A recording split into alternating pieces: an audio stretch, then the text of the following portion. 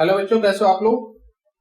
आज हम करेंगे 10th क्लास मैथ्स का 8.1 एक्सरसाइज ट्रिग्नोमेट्री, जिसका मैंने पहले इंट्रोडक्शन ले रखा है। जिसने भी नहीं देखा पहले उसे देख लेना, तो आपको ज्यादा इजी समझ में आएगा। बोल रहा है in triangle ABC, first question, in triangle ABC right angle at B। ठीक है, पहले डायग्राम बना लो। डायग्राम बना लिया, समझो आधा आंसर तो उसी वक्त आपका सॉल्व हो गया। डायग्राम बस सही बनाना है। In triangle ABC right angle at B, right angle at B यानी ABC। ठीक है,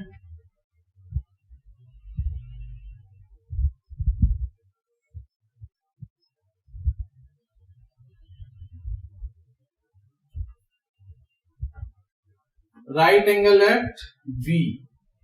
ठीक है, सॉरी।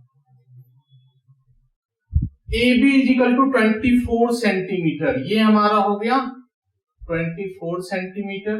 BC हमारा हो गया 7 सेंटीमीटर। ठीक है, अब बोल रहा है determine sine A cos C, sorry cos A, sine A और cos A। ठीक है, दूसरा पॉइंट बोल रहा है sine C and cos C। ठीक है, पहले क्या करेंगे, दो साइड गिवन है तो हम पहले तीसरा साइड निकाल लेंगे। पहले हम तीसरा साइड निकाल लेंगे। हमें परपेंडिकुलर दिया हुआ है, बेस दिया हुआ है, हाइपोटेनस निकाल लेंगे, है ना। हाइपोटेनस का स्क्वायर क्या होता है, हाइपोटेनस इज इक्वल टू यानी AC is equal to under root AB square minus AB square plus BC square यानी 24 का स्क्वायर प्लस 7 का स्क्वायर, है ना। पाइथागोरस थ्योरम से क्या होता है, hypotenuse is equal to under root perpendicular square plus base square. Perpendicular हमारा ये हो गया और बेस हमारा ये हो गया। 24 का स्क्वायर कितना होता है, 576, है ना। देख लो,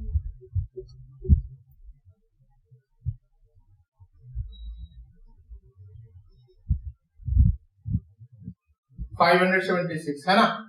576 प्लस 7 का स्क्वायर कितना होता है, 49। ठीक है, अब इनको प्लस कर देंगे।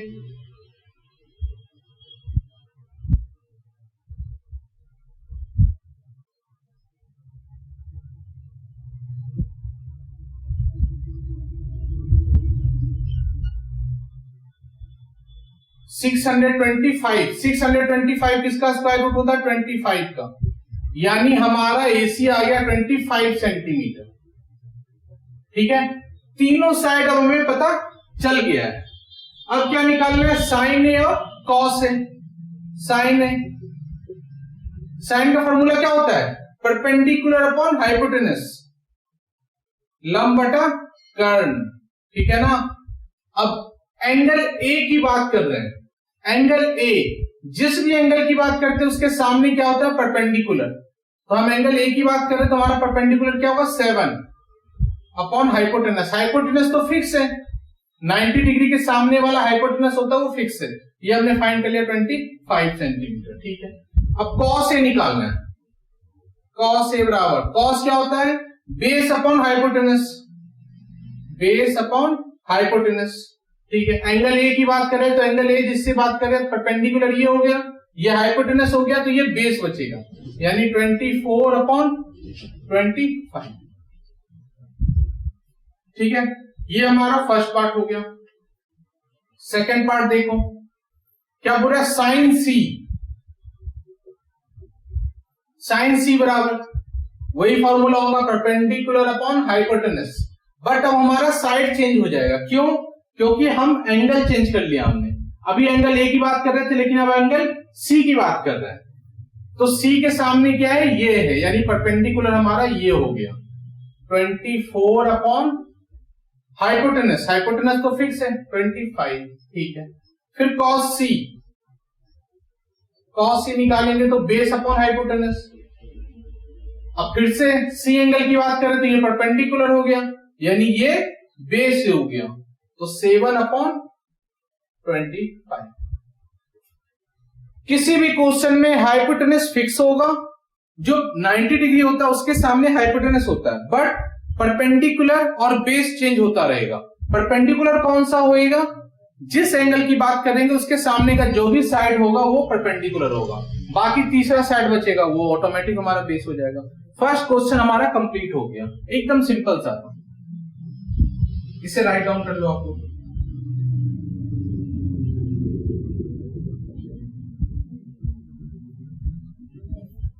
सेकेंड क्वेश्चन देखो, in figure 8.13 find tan p cot r। एक डायग्राम दे रखा है, डायग्राम पहले बना लेते हैं।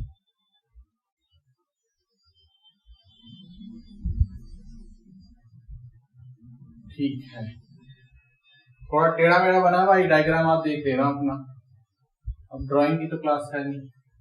पी क्यू आर ये राइट एंगल हो गया, ठीक है।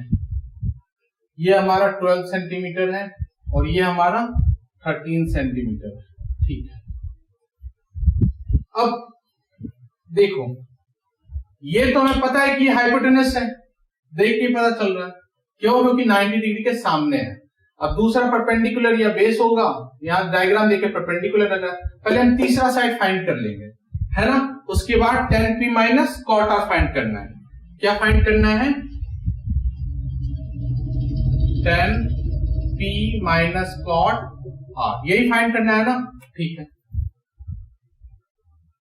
अब tan p देखो, पहले हम क्या करेंगे, तीसरा साइड फाइंड कर लेंगे।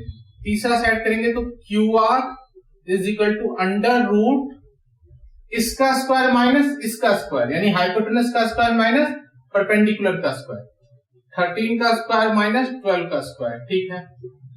13 का स्क्वायर कितना होता है 169, 12 का स्क्वायर कितना होता है 144, माइनस करेंगे 25 यानी 5 सेंटीमीटर, है ना।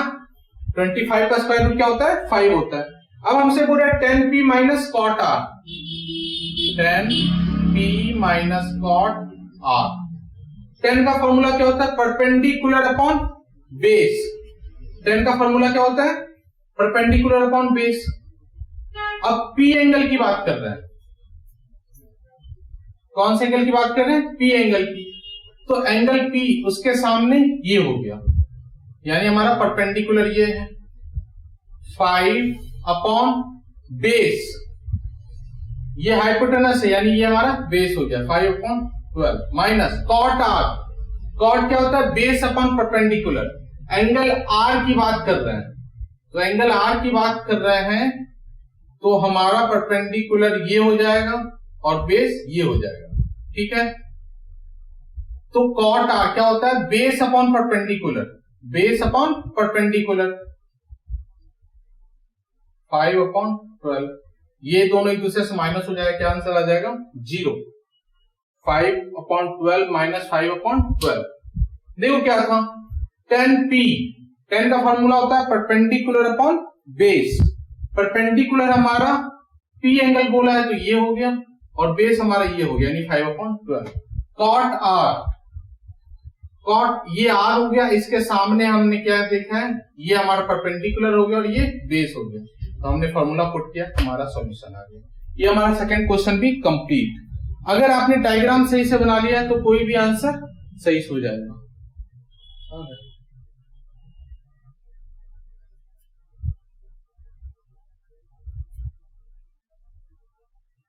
चलेगा, बैठे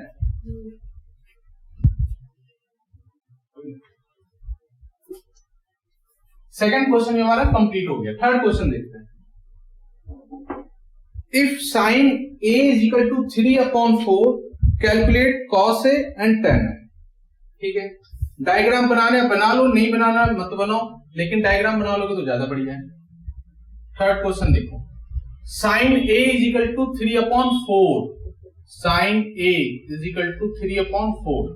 ठीक है, तो कैलकुलेट करना है cos a और tan a। ठीक है, एक डायग्राम बना ही लेते हो।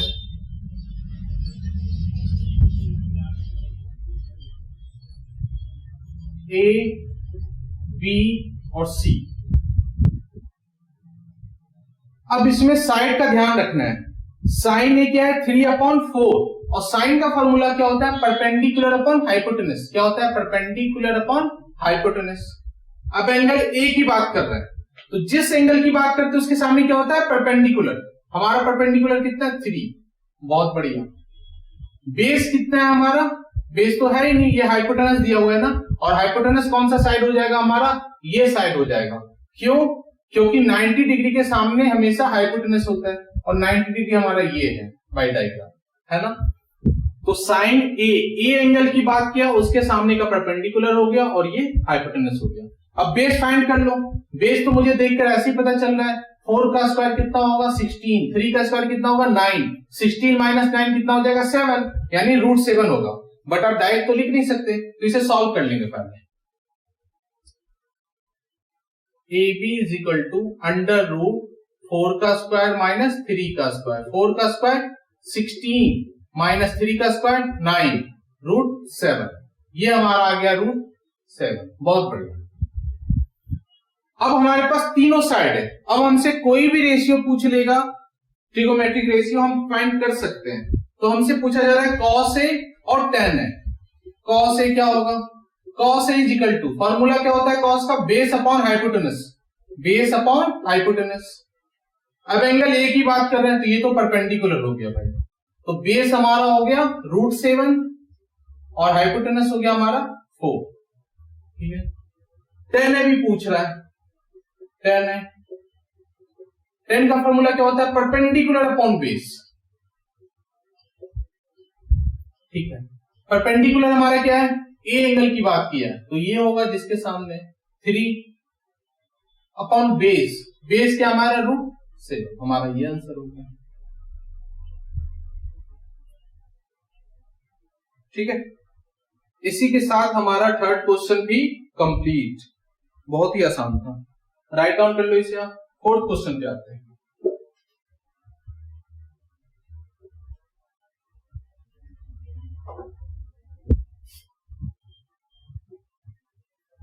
देखो, given 15 cot A is equal to 8, find sin A and sec A।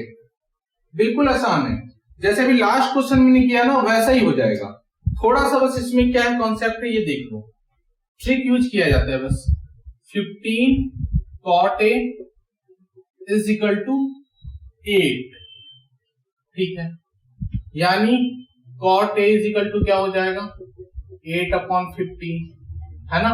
15 multiply था, इधर क्या हो गया डिवाइड में, cot A is equal to कितना हो जाएगा 8/15। और cot का फॉर्मूला क्या होता है बेस अपॉन परपेंडिकुलर, क्या होता है बेस अपॉन परपेंडिकुलर, ठीक है ना। अब इसमें हम तीसरा साइड फिर से फाइंड कर लेंगे। एक डायग्राम बना लो, डायग्राम बनाने की आदत डाल लो, ज्यादा अच्छा है। A B C, ठीक है। परपेंडिकुलर हमारा कितना है 15 और बेस हमारा 8 है, तो परपेंडिकुलर 15 है, ए एंगल की बात किया तो उसके सामने दे देंगे इसे 15 और बेस हमारा 8 है तो यहाँ पर 8 दे देंगे और ये तीसरा साइड हाइपोटेनस फाइंड कर लेंगे। हाइपोटेनस फाइंड करने के लिए फॉर्मूला लगाएंगे AC इज इक्वल टू √ इसका स्क्वायर प्लस इसका स्क्वायर, 15 का स्क्वायर प्लस 8 का स्क्वायर। 15 का स्क्वायर कितना होगा 225, 8 का स्क्वायर कितना हो जाएगा 64,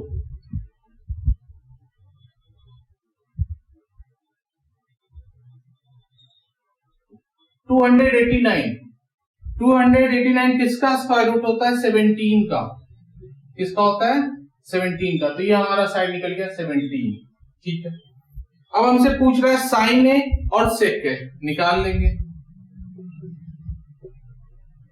स्क्वायर रूट तो निकालना आता ही होगा आप लोगों को। साइन ए क्या होता है, साइन का formula perpendicular upon hypotenuse. Perpendicular हमारा क्या है 15 और हाइपोटेनस हमने कितना फाइंड कर लिया 17, यानी 15/17, ठीक है। साइन ए, सेक ए, सेक ए क्या होता है हाइपोटेनस अपॉन बेस। सेक किसका उल्टा होता है कॉस का, कॉस का क्या होता है, बेस अपॉन हाइपोटेनस, आधार बटा कर्ण, तो उसी का उल्टा हो गया, कर्ण बटा आधार।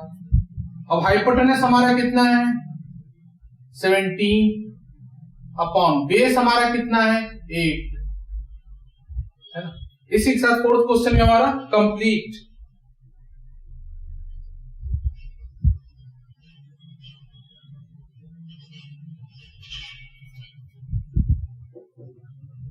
फिफ्थ क्वेश्चन देखते हैं। Sec theta is equal to 13/12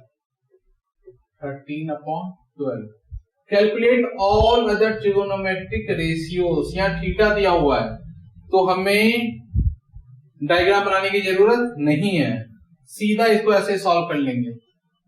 sec theta बराबर क्या होता है, कॉस क्या होता है बेस अपॉन हाइपोटेनस, तो सेक क्या हो जाएगा हाइपोटेनस अपॉन बेस, है ना,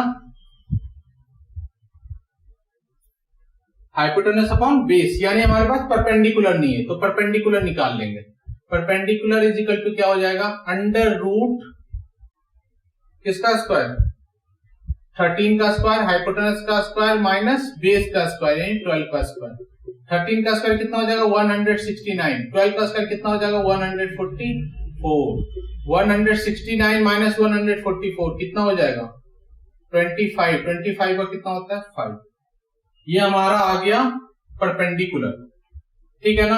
अब हाइपोटेनस पता है, बेस पता है, परपेंडिकुलर पता है, अब सारा ट्रिगोनोमेट्रिक रेशियो फाइंड कर लेंगे। साइन थीटा क्या होता है परपेंडिकुलर अपॉन हाइपोटेनस, परपेंडिकुलर हमारा कितना आ गया 5, हाइपोटेनस हमारा कितना गिवन है 30। कॉस थीटा क्या होता है बेस अपॉन हाइपोटेनस, ठीक है, बेस हमारा कितना है 12, हाइपोटेनस हमारा कितना है 30, साइन कॉस हो गया, tan फाइंड कर लो, tan थीटा कितना होता है परपेंडिकुलर अपॉन बेस, परपेंडिकुलर हमारा कितना है 5 अपॉन बेस, बेस हमारा कितना है 12, ठीक है। अब उसी तरह साइन कॉस tan, अब कॉसेक फाइंड कर लो, कॉसेक थीटा, कॉसेक थीटा किसका उल्टा होता है साइन का, यानी हाइपोटेनस अपॉन परपेंडिकुलर 13/5। उसी तरह सेक और कॉट फाइंड कर लेंगे, सेक थीटा, सेक थीटा किसका उल्टा होता है कॉस का, हाइपोटेनस अपॉन बेस यानी 13/12। कॉसेक हो गया, सेक हो गया, लास्ट बचा cot, cot theta, cot theta किसका उल्टा होता है tan का, tan क्या है परपेंडिकुलर अपॉन बेस, तो ये हो जाएगा बेस अपॉन परपेंडिकुलर यानी 12/5, ठीक है। फिफ्थ क्वेश्चन भी हमारा कंप्लीट। सिक्स्थ क्वेश्चन देखो,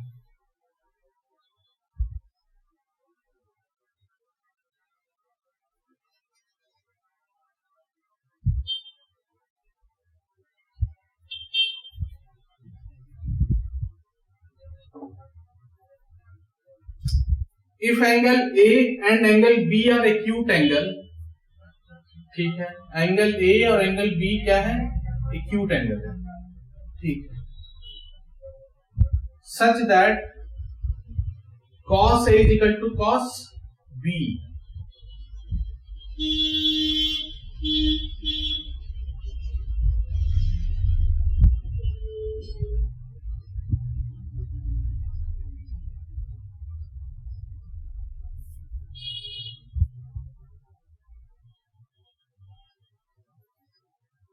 हमें शो करना है angle A is equal to angle B, ठीक है। एंगल A और angle B acute angle, acute angle क्या होता है जो 90 डिग्री से छोटा होता है, ठीक है।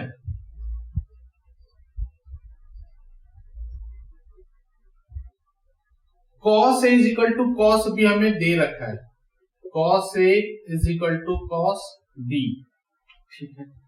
अब cos का फॉर्मूला क्या होता है बेस अपॉन हाइपोटेनस, cos का फॉर्मूला क्या होता है base upon hypotenuse. cos A इसके सामने ये हो गया परपेंडिकुलर और ये हो गया हमारा बेस और ये हो गया हमारा हाइपोटेनस, ठीक है ना, क्योंकि ये 90 डिग्री है।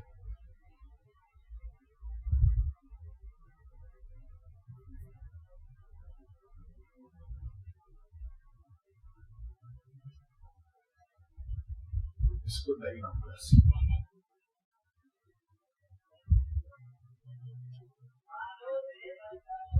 अब देखो लगता है बी हमारा 90 डिग्री हो गया, ए हमारा ए और बी एक्यूट एंगल बोल रहा है ना, तो इसको बस यहाँ सी कर दो और इसको बी कर दो, है ना। क्यों? क्योंकि एक्यूट एंगल का मेजरमेंट 90 डिग्री से कम होता है।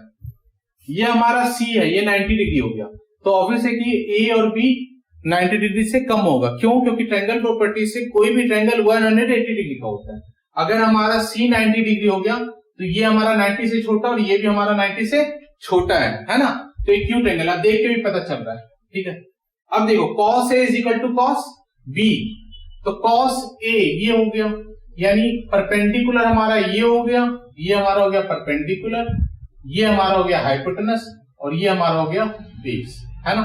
cos A के लिए सिर्फ ये है, तो cos A is equal to base upon hypotenuse. Base हमारा क्या है? ये है, यानी AC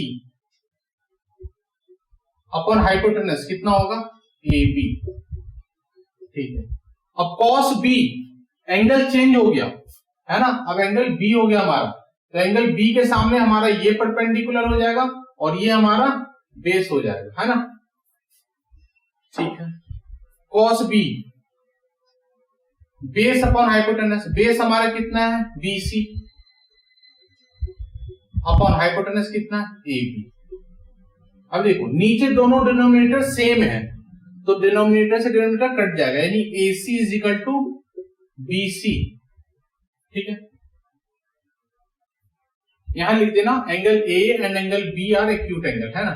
angle A and angle B are acute angle, ठीक है, ये लिख देना। अब AC is equal to BC, तो हमें पता है ना जो इक्वल साइड्स होते हैं उनके ऑपोजिट एंगल आपस में क्या होते हैं? इक्वल होते हैं।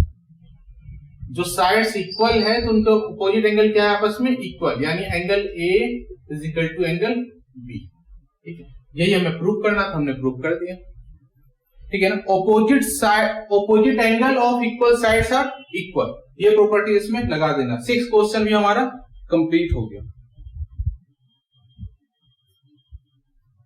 ठीक है। आज की क्लास यहीं तक करते हैं, अगर कोई डाउट्स है तो आप कमेंट कर सकते हो। आज के लिए इतना ही, थैंक यू।